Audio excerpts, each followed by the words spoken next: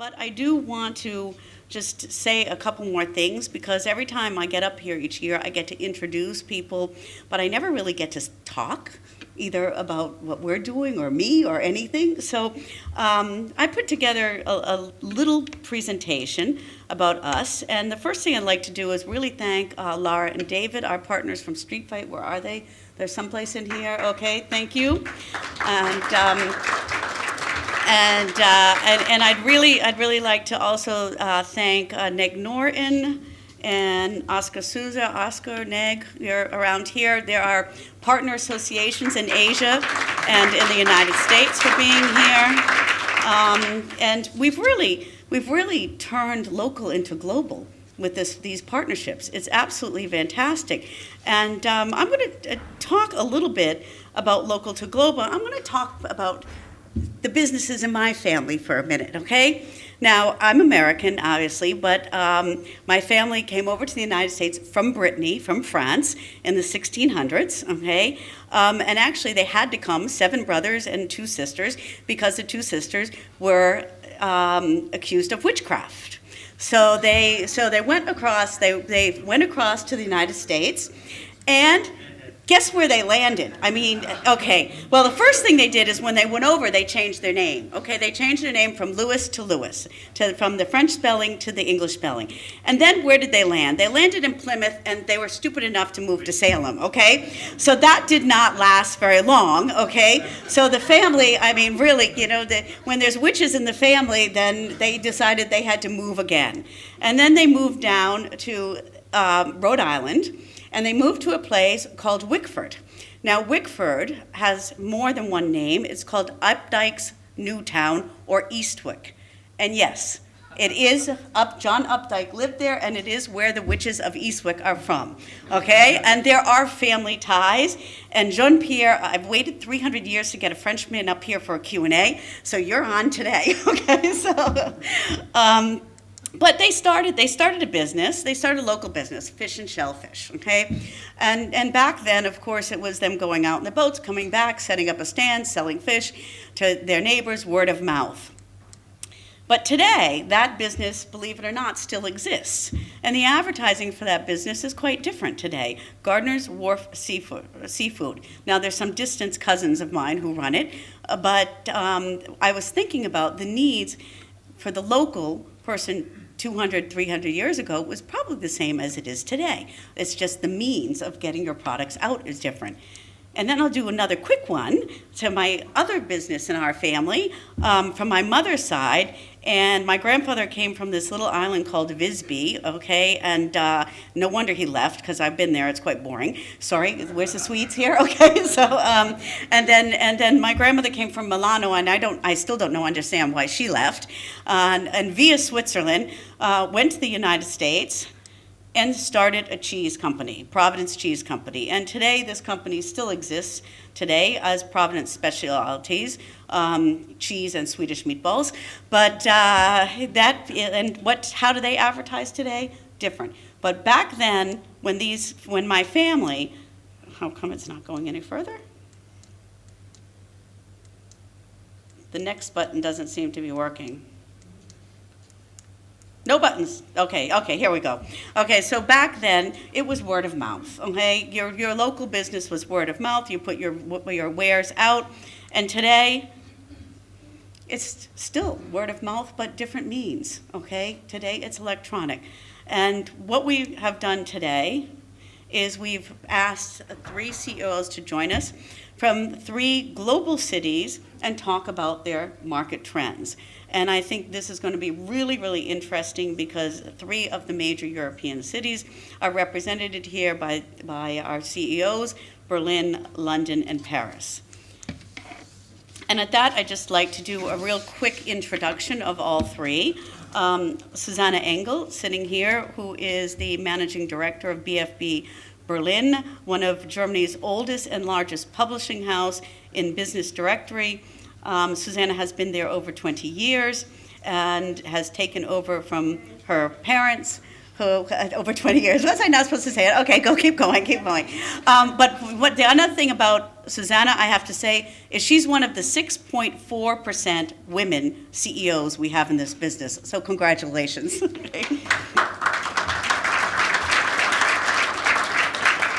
So then, wait, what happened? I'm not done with the pictures yet.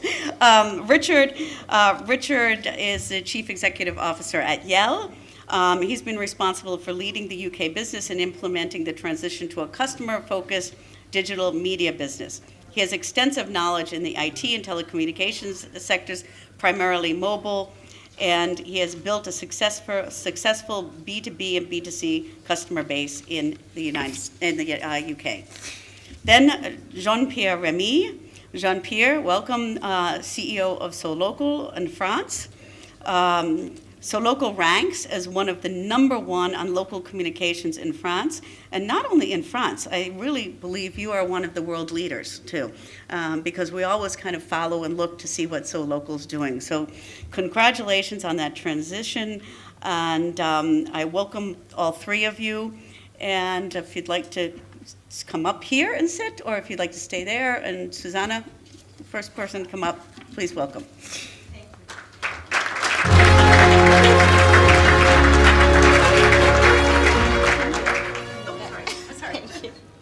Yeah, thank you very much, Kimberly, for the introduction, and thank you for telling us something about you.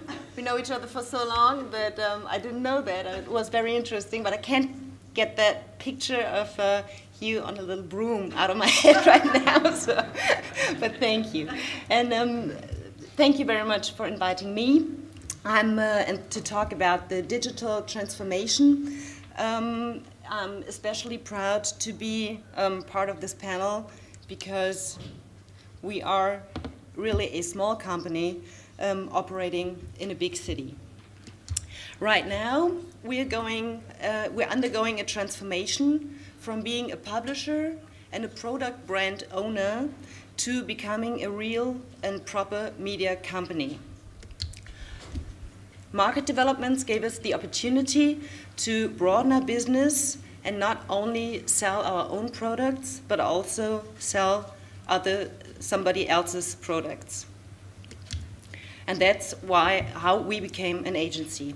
We are currently offering a wide range of advertising solutions to small businesses located in Berlin, and our mission is to help them find new customers and make intelligent and reliable marketing and advertising investments, no matter if they want to be found in the neighborhood, in the city of Berlin, or nationwide, and no matter which channel fits their needs best, print, online, or mobile. Of course, there's Gelbe Seiten as a printed version, as well as, of course, online and mobile. But also for the printed ads, we try to learn from online tools.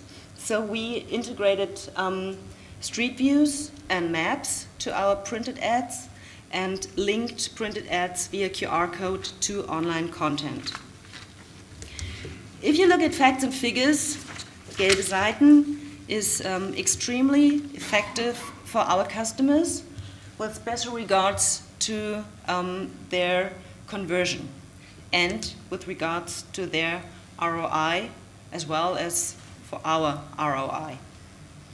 But since it's not always the facts that count, we aim on the emotional side of our customers, and in our marketing campaigns, we concentrate on the emotional side, and we concentrate and tell success stories of customers who invest with an ad with Gelbe Seiten, and we tell their success stories. In principle, we take advantage of all our printed products to boost print exposure, increase brand recognition, and consequently make ourselves known among our customers and users as much as possible. And we invent new marketing solutions in order to increase the involvement of the users and of the advertisers. Traditional ad formats are still available, of course, but we focus on content marketing. in the print and in the online world.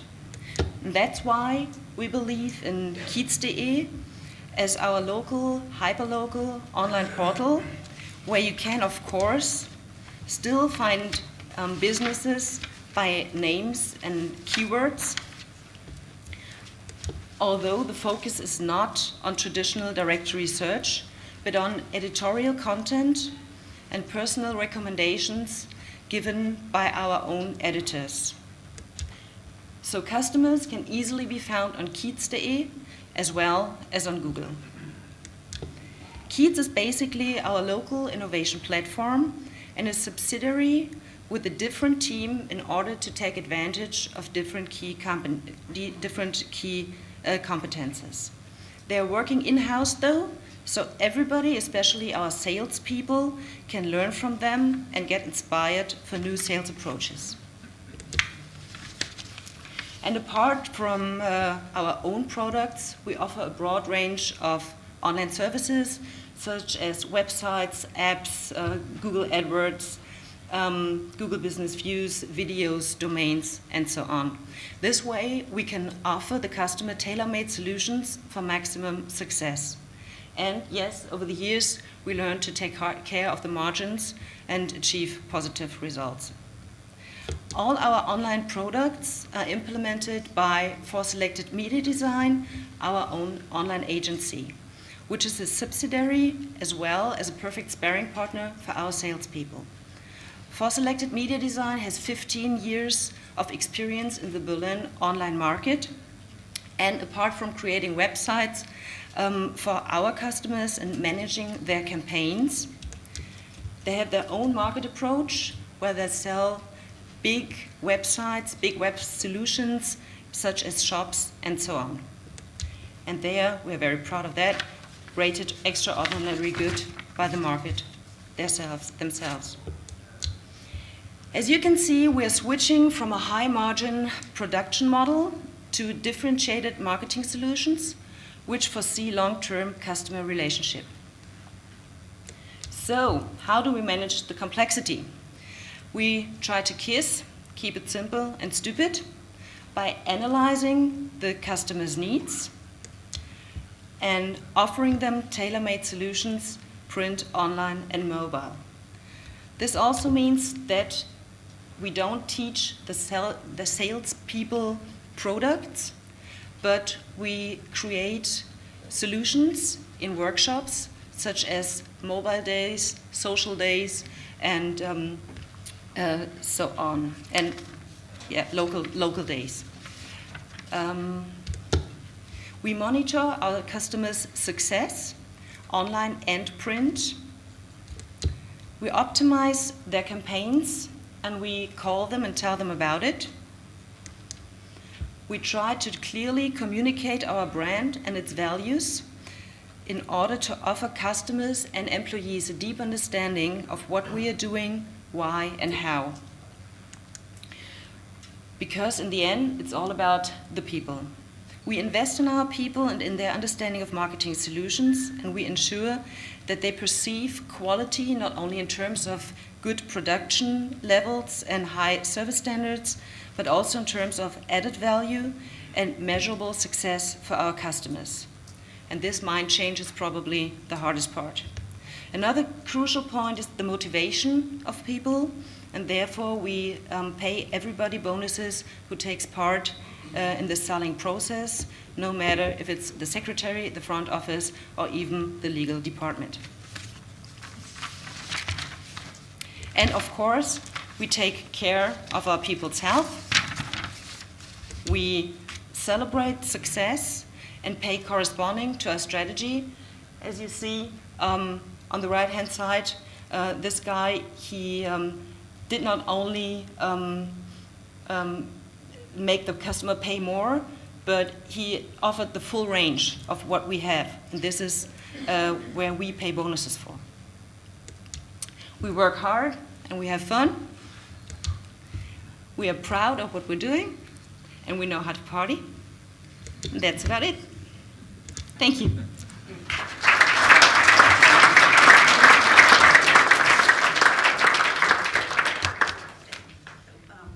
Can we say the Q&A at the end for everybody. So I think I'm inviting Richard up next. Thank you.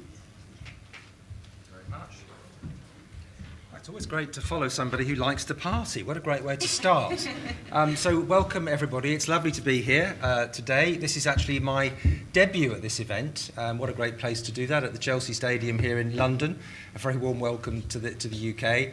I'm Richard Hanscott. I'm the CEO at Yell. Been here for about 5 years now, and I'd like to share with you just a few thoughts.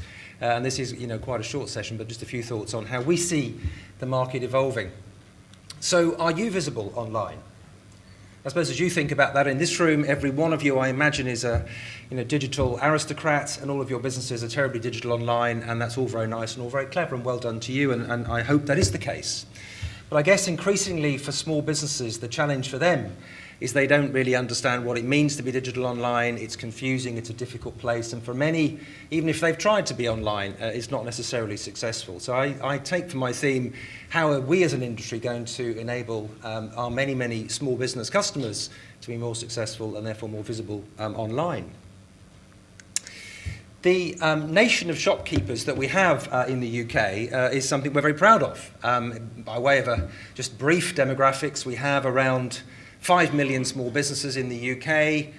Roughly speaking, 1.5 million of those employ somebody beyond the owner of the business, and about 2.5 million small businesses are qualified for VAT or PAYE, which means they're a decent-sized business. So there's somewhere between 1.5 and 2.5 million small businesses in the UK of a sensible size. So it's a big market, a growing market, and it's a market that we very much enjoy participating in. And it's a market that Yell has been serving for 50 years. That's not about 50 years or nearly 50 years, it's exactly 50 years this year, so we're very proud to be celebrating our 50th birthday, and it sounds like I need to take some advice on how to organise a good party, because certainly we're keen to celebrate, because it is something we're very proud of. And I'm sure, like my peers in many similar companies, these are businesses that are long established with a great legacy and a great history. I was thinking actually an organisation that is just about as old as we are is the Rolling Stones. So the Rolling Stones actually started 3 or 4 years before Yell, and they've had an amazing job of sustaining their particular genre, the things that they do, bringing fresh energy to it and revitalising all the things that they do to reach out to an enormous global audience and continue that success over some 50 years. I guess the challenge for our industry, and particularly the challenge that I see, is that we cannot, like the Rolling Stones, keep playing the same songs and singing the same tunes. As an industry, we have got to change, and I think many of us and most of us are in the process of doing that, because our opportunity is really to change and help small businesses understand, how to be successful online. But small businesses themselves find this very hard, and I think we, and you are, I'm sure, the same, see every day small businesses that find the digital market just terribly frustrating and confusing. Human instinct when you're facing some kind of threat is often there's a natural reaction to fight or flight, to fight the threat or to run away from it. And actually, I would say it's remarkable how many small businesses do run away from it, and I'm not surprised.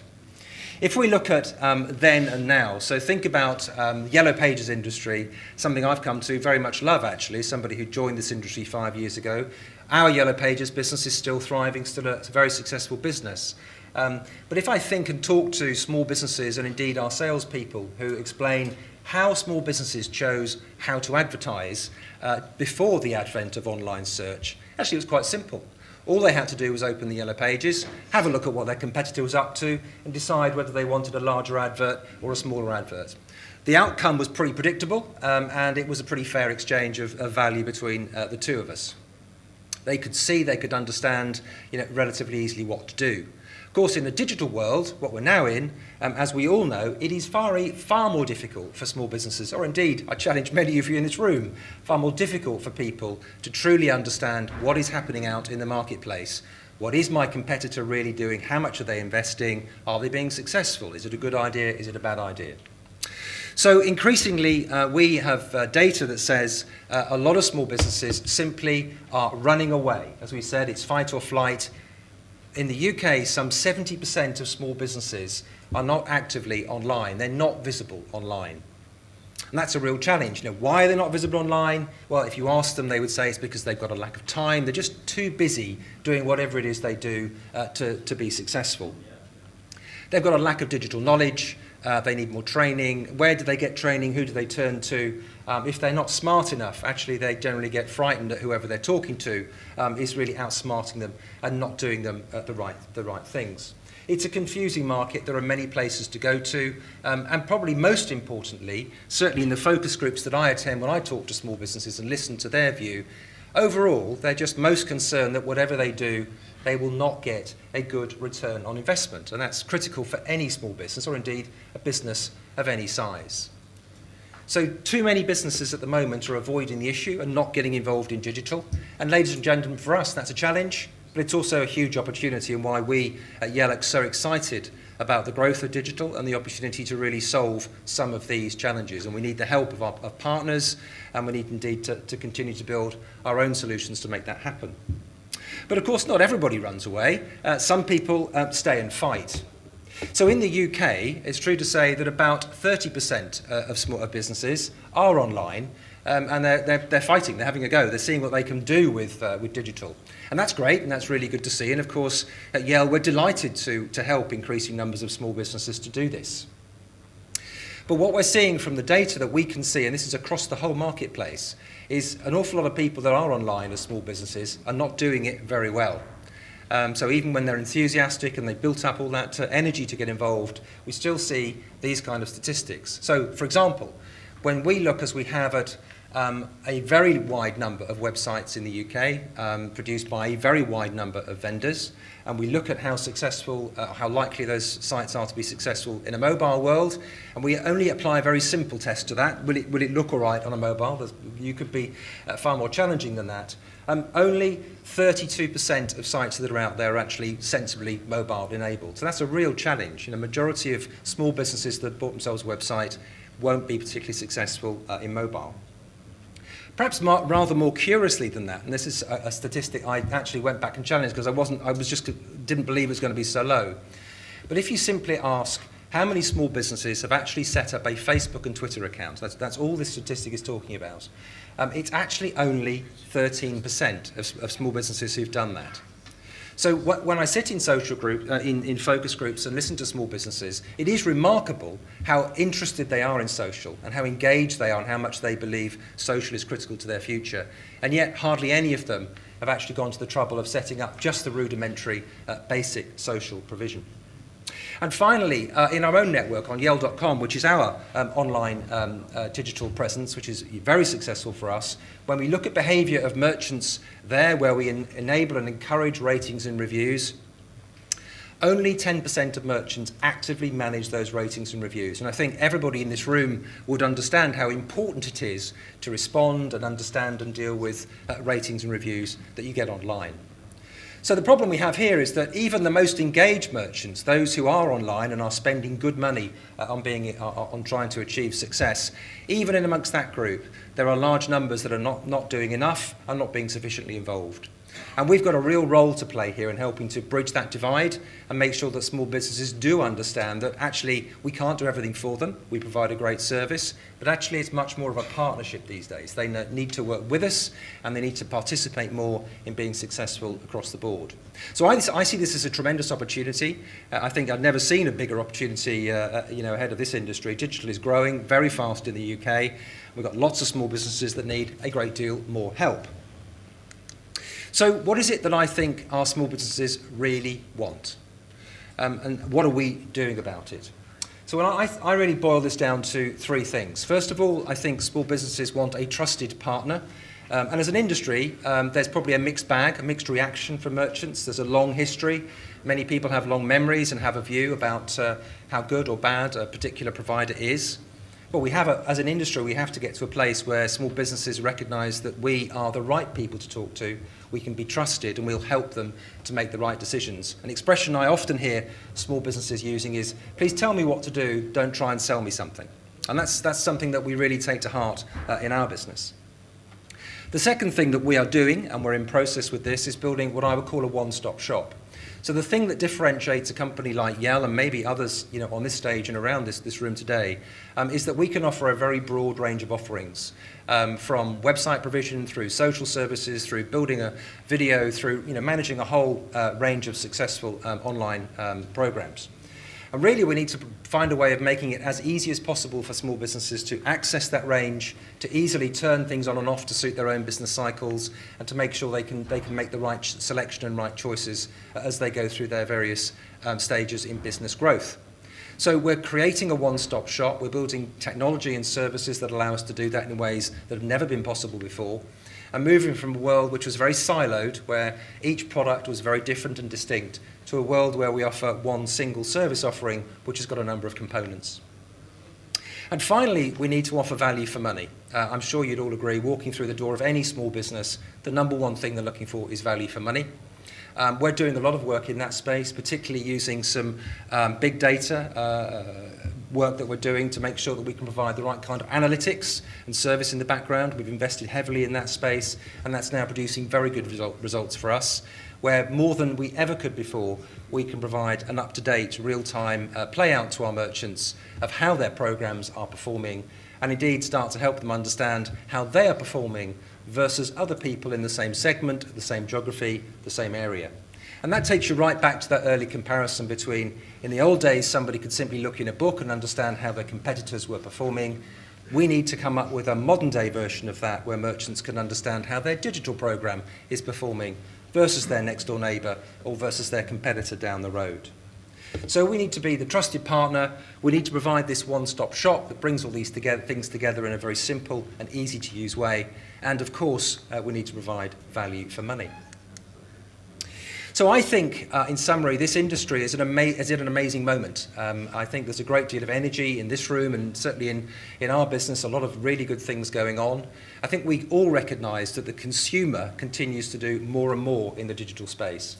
In fact, it is arguably the case that the UK is one of the world's most advanced digital economies. Consumers, certainly in this country, turn to digital much more than many other countries, and it's important for our merchants to understand that and make the most of it. The digital services market is changing every day, every week. New services, new opportunities come along.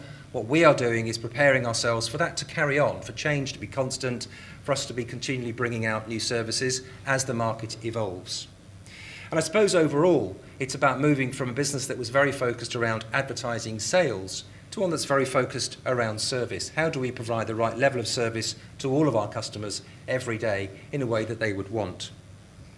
In the end, I think we will make many more of our customers visible online, so much so that actually next week we're launching a brand new advertising campaign. You can see an example on the wall just now, where we're very much challenging small businesses to think for themselves. Are they invisible? Can they be seen online? And would they like some help in solving that problem?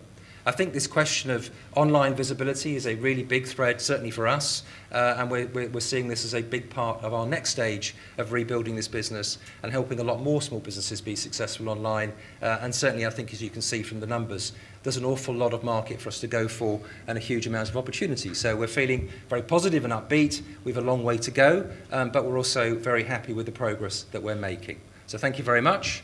Been enjoyable talking to you, and I look forward to taking some of your questions. Thank you.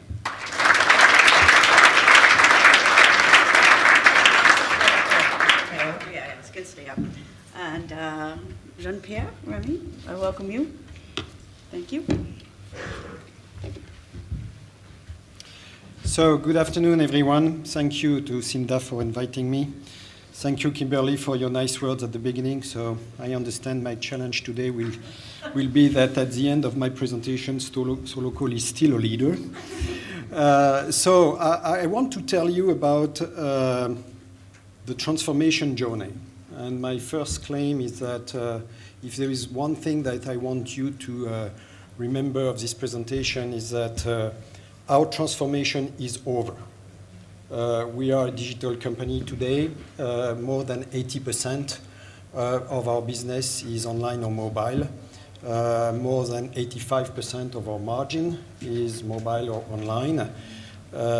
We have, let's say, a net margin on our internet business that is north of 30%.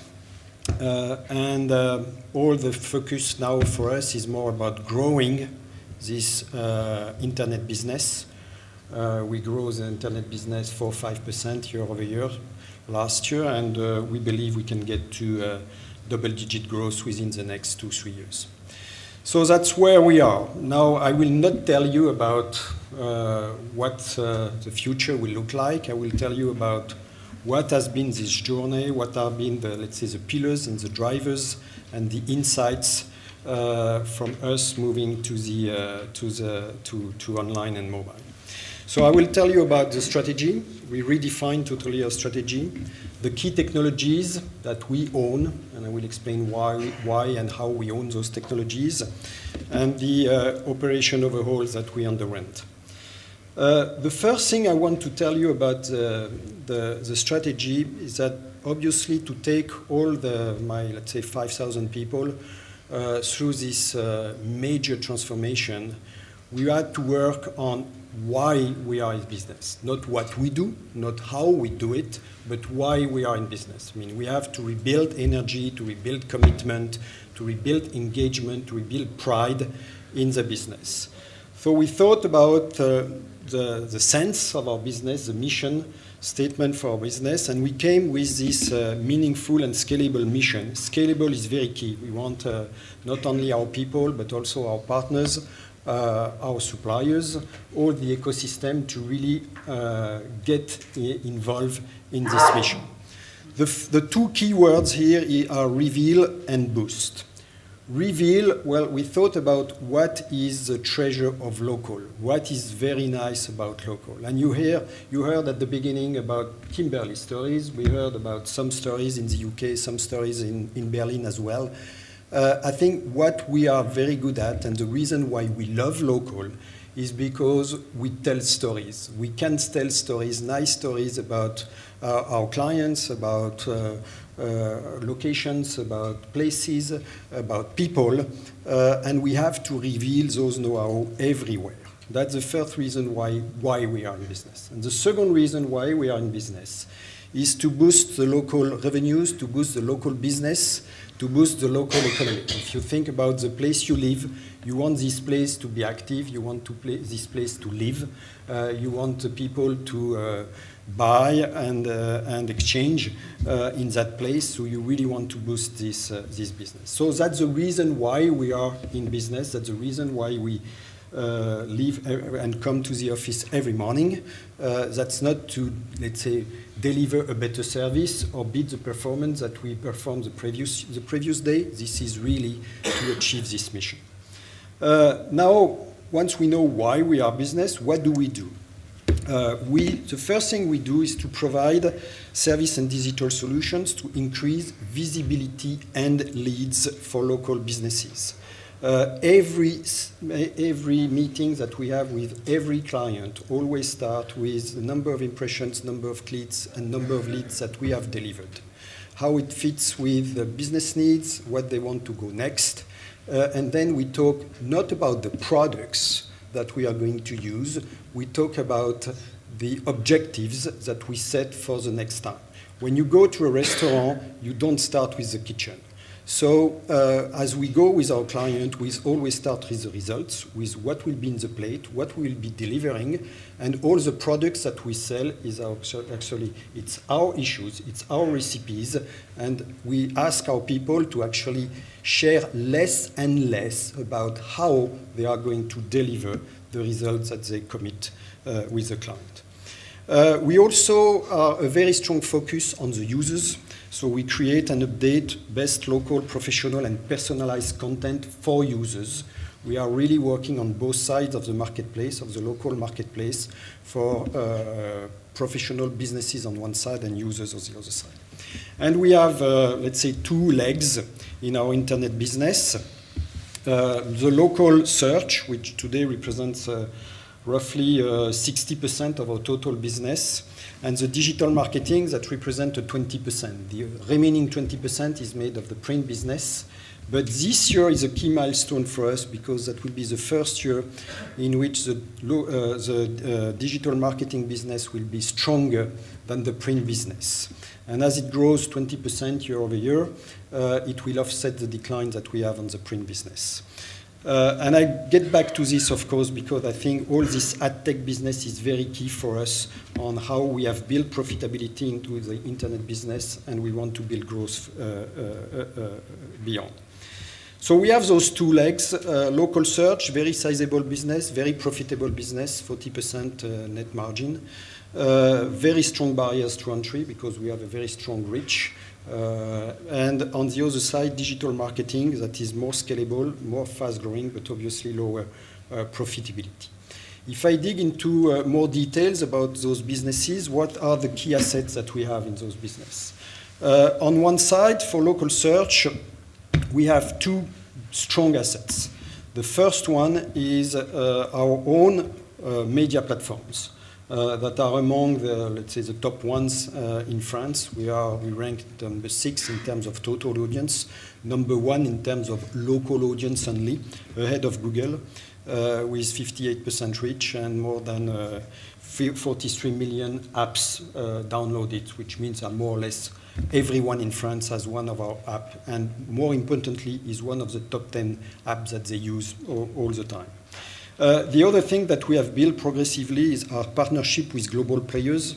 We have partnership agreements with the top 5, Google, Bing, Yahoo, Apple, and Bing. Some of them for now 5-6 years. And we are really working on them on delivering the best customer experience, the best user experience in local search, bringing their algorithm with our content, and working really on the user experience. Digital marketing, as I explained earlier, is our main source of growth today.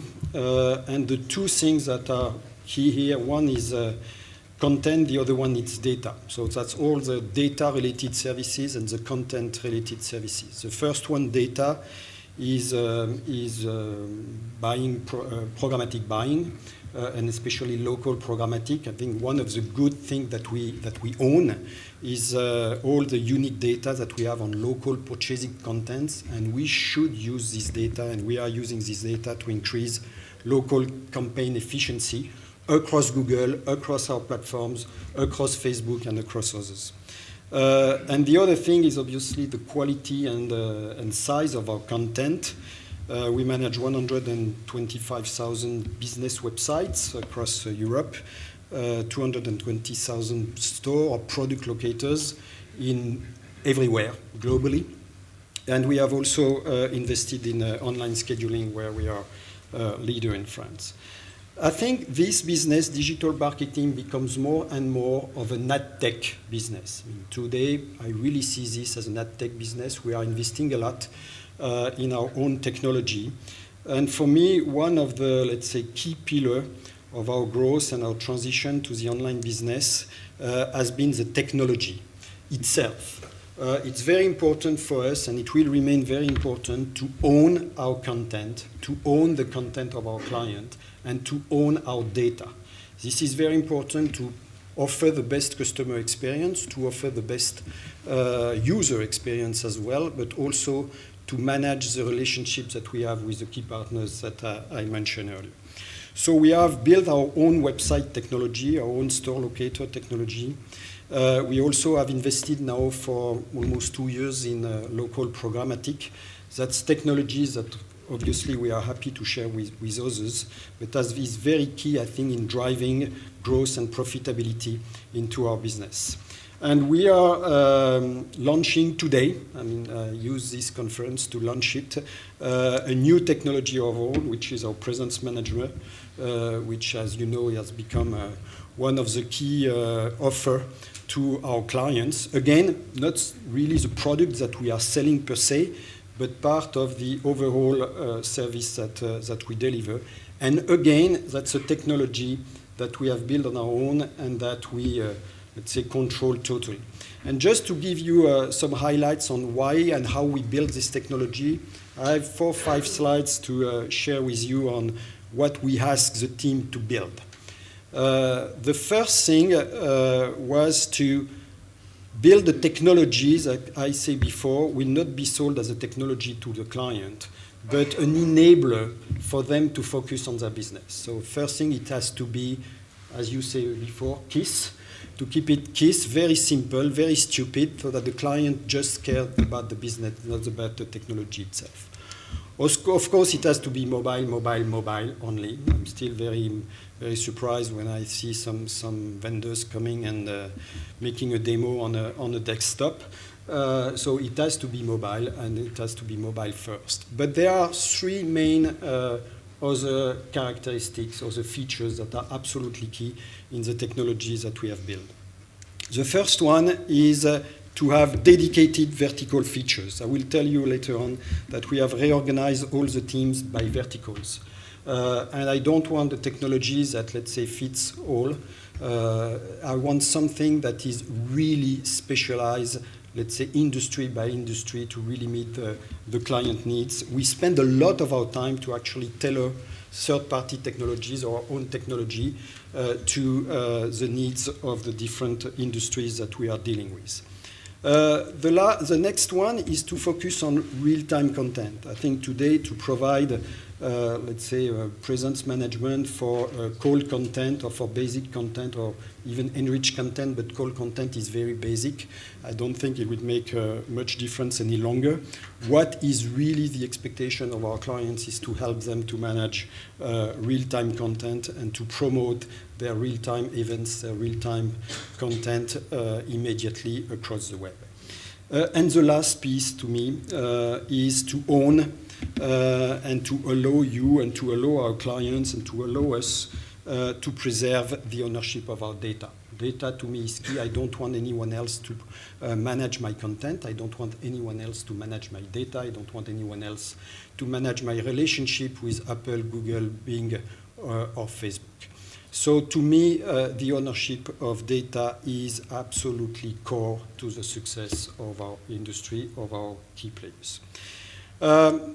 Finally, because I'm running a bit out of time, just want to tell you about a few words about how we performed that, how we went through this massive overhaul of our business. So we work with our 5,000 people, all our people involved in the transformation. We work on how we manage the client and how we focus on the client, on how we build, let's say, useful audience that really matter to our clients, not audience about people checking about the weather forecast or the movies, but really audience that matter. We also digitalize all the key processes. Let's say the top 10 key processes of the company has been fully digitalized all across the board. And we are working more and more with partners to expand in other markets. So that was part of, let's say, the Digital 2015 program that is over. And that means what I said at the very beginning, that the transformation is over now. The next program we have now is Conquer 2015. So all the focus of the company is how fast we can grow the business, how fast we can conquer new markets, new clients, new usage, new users. And we have reorganized all the team first by business units, by vertical business units, so that we have salespeople, marketing people, and operations people that are very much focused on the business of their clients. And cross with an organization by products, and our products are obviously our own media, our key partners, and the two, let's say, ad tech product lines, website and content on one side, and programmatic and AdWords on the other side. And finally, two last slides. One, it's all about people. Obviously, to go through this reorganization, we had to manage our people. We had to change the values and the skill in our business to rebuild everything around the client and around the teams. We work a lot about decentralization and empowerment of our people. I think one of the big differences between our print business previously and the digital business today is that digital is all about speed, change, autonomy, initiative. So we really need our people in the field, in front of the clients, to be autonomous enough, to be skilled enough, so that they can make the decision at the time the client expects the decisions to be made.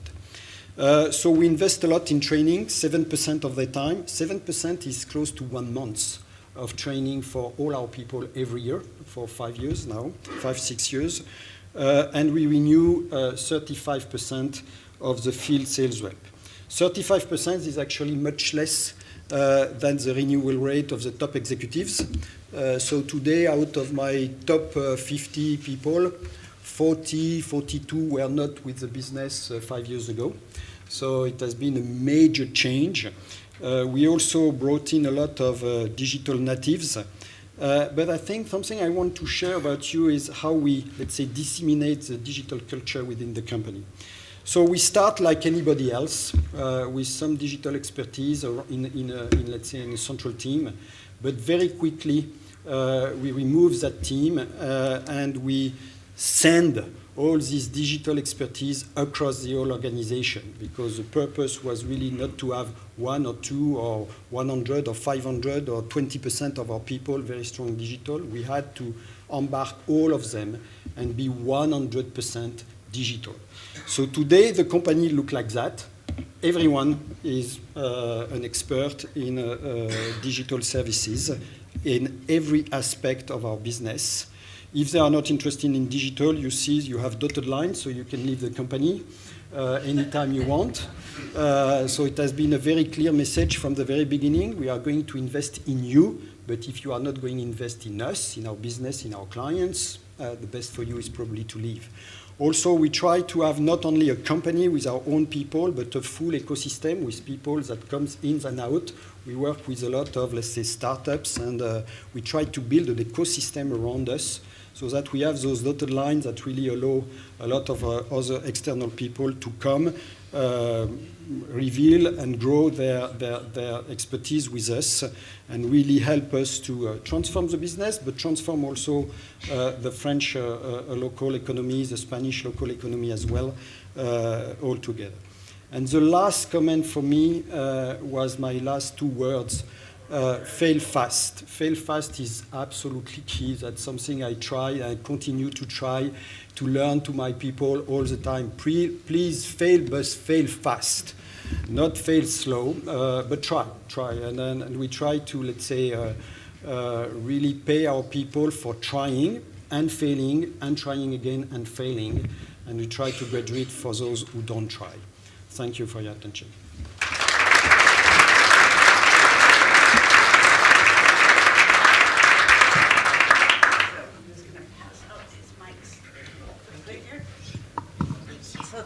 Thank you very much. That was really interesting. And we're going to be opening the floor up to, oops, sorry, you passed it along, to questions.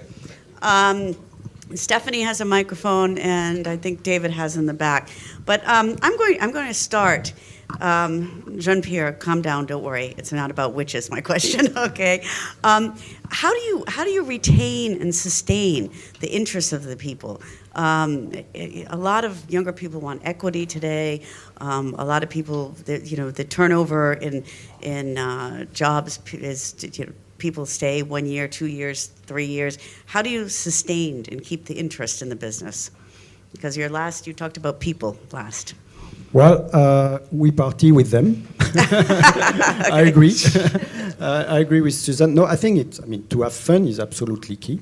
I think also, if you think, something I use a lot with our people is if you think about a place where you want to work at the same time with, let's say, the leaders in local online and local mobile, with Google, with Bing, with Facebook, with Apple, there is only one place, and this is with us, with all our businesses, everywhere in the world.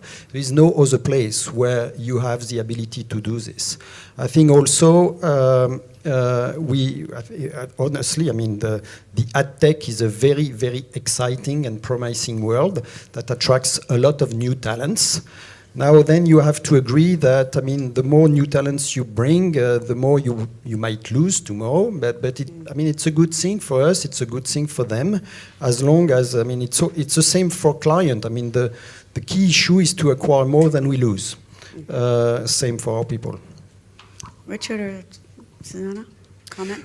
Well, I mean, we've been on a similar journey to Jean-Pierre's, and I'd echo his comments, really. I think that we certainly were in a position where we had to remove a lot of people that weren't so digitally focused, let's say, and perhaps weren't up for the journey. I think what we've seen emerging the other side of that is huge enthusiasm for what's going on, this industry that's emerged almost from the ashes to suddenly become a really interesting industry with lots of fascinating things to do. So we certainly try and keep people very busy, and actually our experience has been post a significant transformation, actually our staff retention has gone up, not down. So people want to stay, people are enjoying what they're doing. It's a great, it's a great industry to be in now. Susanna? I think it's the same for us. And in addition, I think some people love working in small companies like ours, and they love traditional family companies. So for some people, they feel more at home than in a big company. And if you develop new ideas in a small company, you have the chance to realize them very easily, no matter if you're responsible for that part or not. So I think this is something on top. And for our salespeople, they tell us that because of the wide portfolio that we're offering, and once they understand it, how they can work with it and work with the customer, they are very, very proud and happy to be with us, because if they prepare properly to the customer call, then they are very easily able to switch between the products. And they are very, the customers trust them, because we don't only have one product, and this is why we're selling one product, like some people who only sell AdWords, but we offer the whole portfolio, and we can tell them, yeah, you can have AdWords, but if to be true, your website is not responsible, so you should invest in a new website and do some SEO. Mm-hmm. Let me go on to product and technology development. Complicated today, complicated processes, and I'd be interested in hearing about, do you have a process in place? How do you test it? How do you know what's going to work and what's not going to work? Susanna, you have the mic. I'll start with you. Yeah. Again, it's a small company, so of course we have product managers who have the responsibility, but we get a lot of input from the market, from the salespeople, from the sales managers, and like I said, we have like 3 units. It's the publishing house, BFB, it's Keats, like the hyperlocal online portal, and it's our agency. And we put together the key account from the agency, plus the portal manager of the local portal, plus the product manager of BFB. And this is the only kind of organization that we have, and they discuss new ideas and then present it to me directly. And but there are many ideas where, for example, a developer, he has a new idea because he wants to have fun in his job, and he doesn't want to do like 100 landing pages a day, but he says, okay, I want to do something else. And so that's how ideas get going. Richard or Jean-Pierre, well, the process in bigger companies must be a little bit different. Well, I guess there are, you could talk about this for a long time. I guess there are 2 or 3 thoughts. One is that we have a hybrid model where we invest some of our own resources in developing certain technologies, but we definitely want to leverage the outside world and use third-party platforms as extensively as is practical. However, to make that work for us and our customer, what's really important is that those can be readily integrated. We don't want to have a series of silos with different platforms producing slightly different outcomes. So that integration effect or network effect is terribly important. But I suppose the thing that caps all of that is a big focus on customer experience. So, we're a service industry now, and so what really matters is that the customer's experience from beginning to end throughout using any one or indeed many of our services is consistent and joined up, but most of all is what the customer wants. So we put an awful lot of effort these days into that process engineering to make sure that the customer is indeed satisfied, that the NPS results, if you wish, on a particular product or service are where we want them to be, and that's becoming almost the bigger part of the product release process, if you wish. Jean-Pierre? Well, we are extremely committed to technology and products. So we invest 10 to 12% of our internet revenues in technology, so 60 to 70 million every year. But we focus, as Richard said, we focus very much on what makes the difference. So we have, let's say, 4 areas of investment that are very close to what I described on my key priorities in the business. So our own website and mobile apps, the relationship with our partners, data and content. Beyond that, everything we try to use, let's say, third-party vendors for everything else. So I think it's now. I think again, I mean, back to your previous question, something I want to say very, very loud and clear is that I've been working in many industries in my life, but to me, the industry we are in is the best industry to the world to be in. So I think it's a very strong message for everyone else that want to join the industry and for all the people that we are hiring and developing in our businesses. I'd like to open up the, okay. Hi, Zev from Camilio. Richard, you've mentioned the one-stop shop concept. Some other people would talk about 360 marketing. But we see from our partners that this is a bit of a clouded concept because, you know, I'd compare it to a buffet versus a well-crafted free set meal that was prepared by a chef. And we're talking about marketing, and marketing is all about, you know, covering the funnel of attract, convert, retain. While in most of our partners, and I believe that a lot of people sitting in this room, they still sell a portfolio of services, which is much more than a buffet, where, you know, the salesperson is selling whatever he can and essentially creating kind of a mixed plate, which is not really covering, you know, the full funnel the way that would eventually drive the ROI results. And I'm kind of interested to see how you guys are feeling about this concept and whether you agree or not. Absolutely.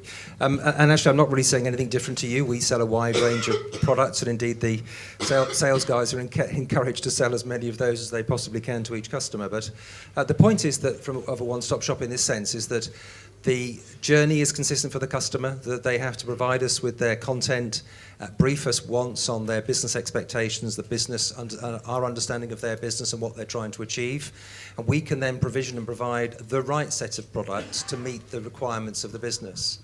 And so it's a one-stop shop in that sense. And this very much marks us apart from the current situation, which is many small businesses will choose to invest with a number of perhaps pure play partners.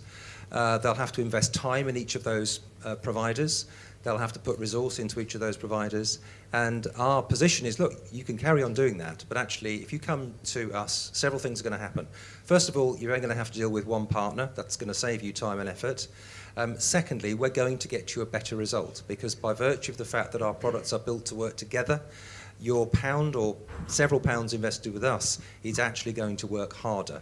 And thirdly, we're going to give you a uniform and consistent feedback on the performance of all of those things in one place. So instead of having to look to several dashboards or report cards or whatever, you can get all of that in one place. So it's one-stop shop in the sense that we'll meet your service requirements, whatever those might be.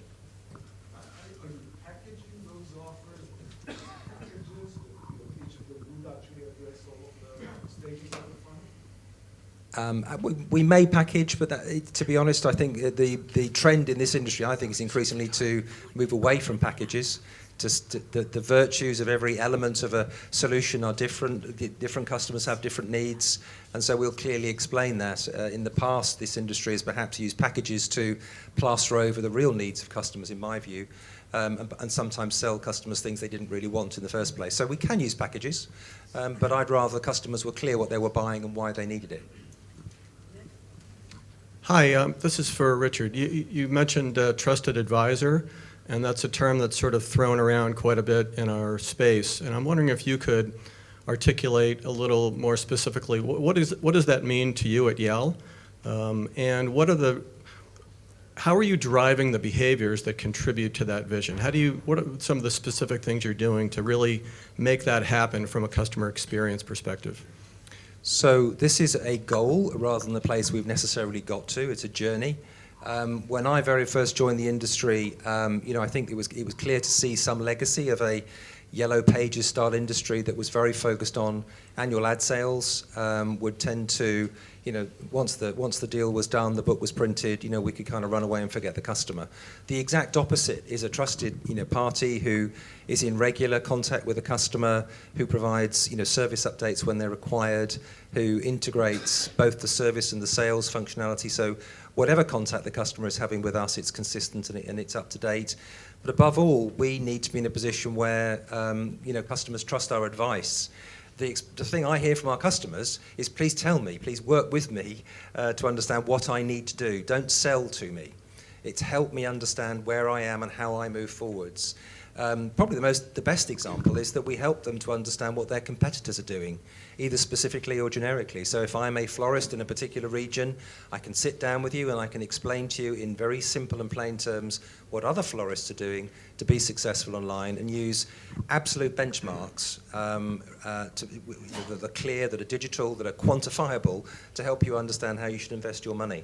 And then we stand behind that. So when you launch that campaign, it's reviewed, and sometimes it works, sometimes it may not work, but whichever way, we'll come back and help you to make sure that ultimately it does work.